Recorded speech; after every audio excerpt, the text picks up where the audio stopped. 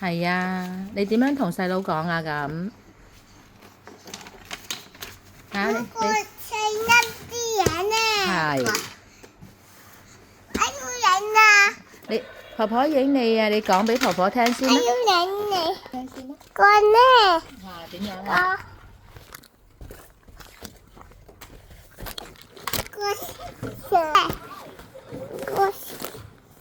你講啊，想呢個嘢點啊？你講啊。呢個相咧，個相呢個你講咧，啊，細粒咁點樣啊？手咧冇放落口，聽到食得㗎呢個。係啊，跟住如果食咗會點算啊？好痛嘅，仲有入醫院㗎，係咪？入醫院嘅。咁你見到係咪要拎開佢？係咪啊？你話俾婆婆聽，你會點做啊？如果見到細粒嘢，俾婆婆。係啦，跟住仲有咧，如果婆婆唔喺度咧，咁你要點做啊？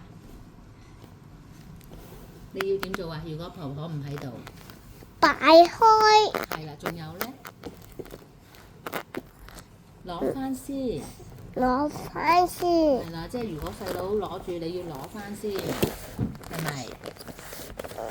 好啦，你俾翻婆婆啦，好冇？呢個咧，係啊，呢個點樣咧？個玩具係啊，呢個玩具點樣咧？你講先啦。可以俾細佬玩嘅。係。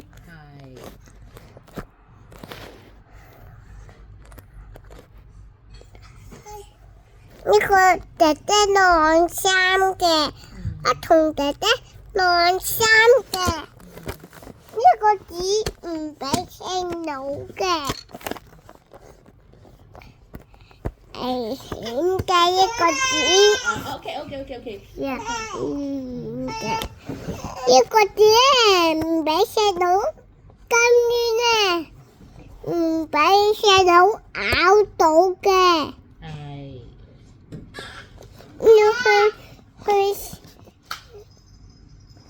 去終點咧，去咗嗰度咧，去咗呢度咧，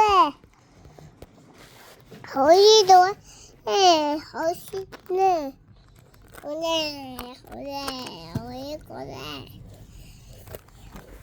呢個咧，呢個咧，呢個只唔俾細佬喺度嘅。